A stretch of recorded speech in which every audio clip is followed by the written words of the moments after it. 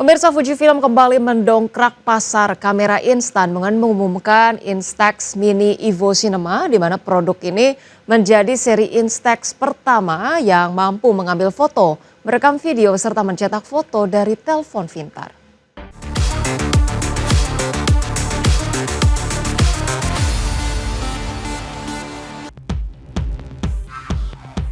Fujifilm mengumumkan Instax Mini Evo Cinema.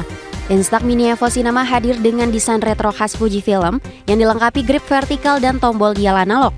Inspirasi desainnya mengadopsi kamera Fuji K Single 8 yang diperkenalkan pada tahun 1965. Untuk menunjang penggunaan, kamera ini dilengkapi layar mungil yang berfungsi sebagai jendela bidik.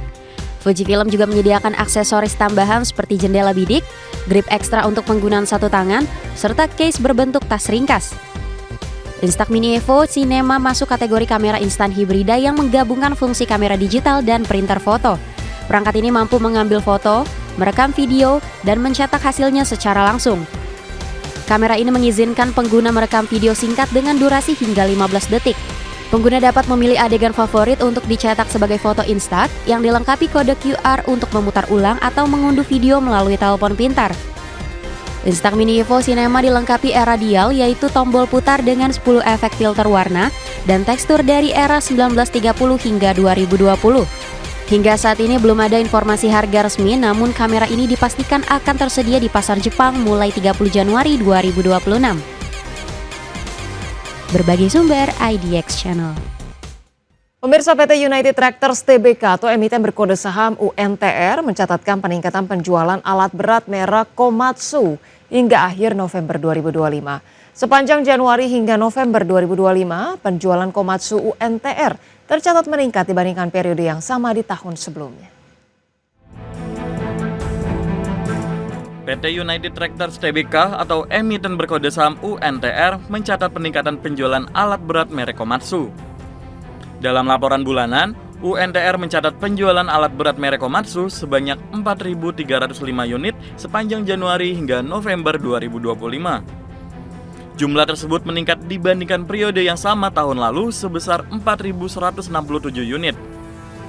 Secara tahunan, penjualan alat berat Komatsu UNTR naik 3,31% hingga November 2025. Penjualan tersebut tersebar dari Januari hingga November dengan kontribusi bulanan yang bervariasi. Sepanjang Januari hingga November 2025, penjualan Komatsu UNTR didominasi oleh sektor pertambangan sebesar 61%. Sementara itu, sektor kehutanan menyumbang 11%, konstruksi 14%, dan agro 14%. Pada November 2025 saja, UNTR menjual sebanyak 300 unit alat berat Komatsu. Dari jumlah tersebut, 56% berasal dari sektor pertambangan, 6% kehutanan, 17% agro, dan 21% konstruksi. Sepanjang Januari hingga November 2025, pangsa pasar Komatsu tercatat sebesar 21%. Sebagai informasi, pada 2025 UNTR menargetkan penjualan 4.500 unit alat berat dan melihat potensi pertumbuhan hingga akhir tahun, khususnya dari proyek Sugarcane. Tim Liputan IDX Channel. Pemirsa, PT Soci Lines Tbk atau Soci menargetkan 5 anak usaha baru yang dibentuk pada 2025 mulai beroperasi secara komersial dalam 1 hingga 2 tahun ke depan. Langkah ini dilakukan untuk menjajaki peluang pasar baru di segmen usaha pelayaran. PT Soci Lines Tbk atau SOCI menargetkan 5 anak usaha baru yang dibentuk pada 2025 mulai beroperasi secara komersial dalam 1 hingga 2 tahun ke depan. Direktur Soci Lines Paula Marlina mengatakan perseroan tengah mencari kontrak penyewaan kapal guna mengoptimalisasi utilisasi armada. 5 entitas baru tersebut terdiri dari PT Sejahtera Mega Armada, Great Sea International Ltd, Great Ocean Marine Ltd, Soci Eternity Maritime FZCO, dan Eternity Ocean Maritime Ltd. Seluruh anak usaha diproyeksikan mulai efektif beroperasi secara komersial dalam 1 hingga 2 tahun mendatang. Manajemen Soci menyebut tahun 2026 masih dibayangi sejumlah tantangan, termasuk risiko perubahan suku bunga. Perseroan secara berkala melakukan analisis dampak suku bunga terhadap kinerja dan operasional perusahaan.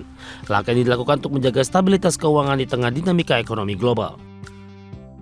Adapun hingga kuartal 3 2025, Sochi Lines membukukan pendapatan neto 118 juta US dollar, sedikit turun dibandingkan periode yang sama tahun sebelumnya. Meski demikian, EBITDA meningkat menjadi 47,9 juta US dollar berkat efisiensi operasional dan utilisasi armada yang tetap tinggi di kisaran 87%. Total aset perseroan juga naik menjadi 632,8 juta US dollar didorong penambahan 2 unit kapal sepanjang 2025. Berbagai sumber ada di channel. Produsen peringkat ataupun perangkat game genggam yaitu Aya Neo resmi memperkenalkan Aya Neo Pocket Vert sebagai konsol portable berbasis Android dengan desain vertikal retro. Di mana perangkat ini ditujukan untuk penggemar game klasik dan modern dengan teknologi performa tinggi serta layar resolusi padat. Aya Neo Pocket Vert hadir dengan desain vertikal yang mengingatkan pada konsol game genggam klasik era 90-an. Meski mengusung tampilan retro, perangkat ini dibekali teknologi modern untuk menjalankan game Android, emulator, dan aplikasi hiburan digital. Aya Neo Pocket Vert menggunakan layar liquid crystal display berukuran 3,5 inci dengan resolusi 1600 x 1440 pixel. Layar ini memiliki kepadatan 615 pixel per inci sehingga menampilkan gambar tajam, warna jelas, dan detail tinggi saat bermain game retro maupun modern. Perangkat ini dipersenjatai prosesor Qualcomm Snapdragon 8 Plus generasi 1 dengan unit pemroses grafis Adreno 730. Dengan kombinasi tersebut, Aya Neo Pocket Vert mampu menjalankan game Android bergrafis tinggi, emulasi PlayStation 2, GameCube, hingga platform arcade dengan frame rate stabil. Aya Neo Pocket Vert menjalankan sistem operasi Android yang telah dikustomisasi dengan antarmuka khusus game genggam.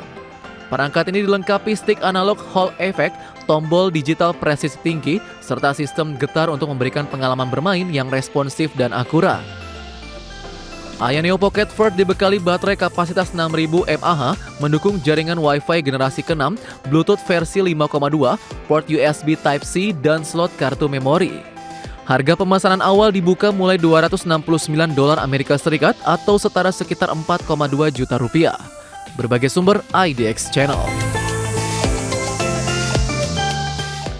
Pemirsa, SmallRig merilis S70 sebagai sistem mikrofon nirkabel ringkas untuk kebutuhan pembuat konten.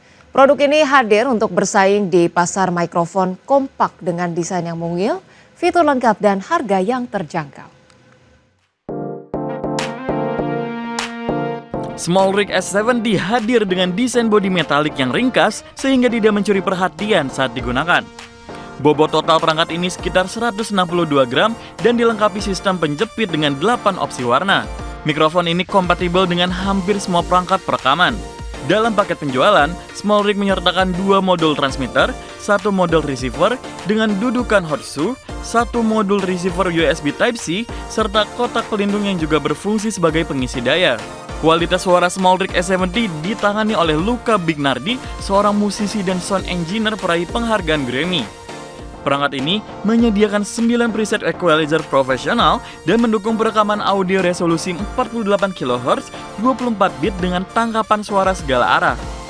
SmallRig S70 dilengkapi fitur pengurangan kebisingan otomatis dan pembatas volume untuk mencegah distorsi.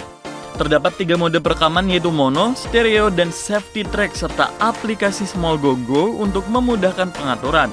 Mikrofon ini memiliki daya tahan baterai hingga 40 jam dalam sekali pengisian dan jarak koneksi hingga 300 meter dengan teknologi anti-interferensi. SmallRig S70 sudah tersedia di pasaran dengan harga sekitar $90 Amerika Serikat atau setara 1,5 juta rupiah. Berbagai sumber IDX Channel.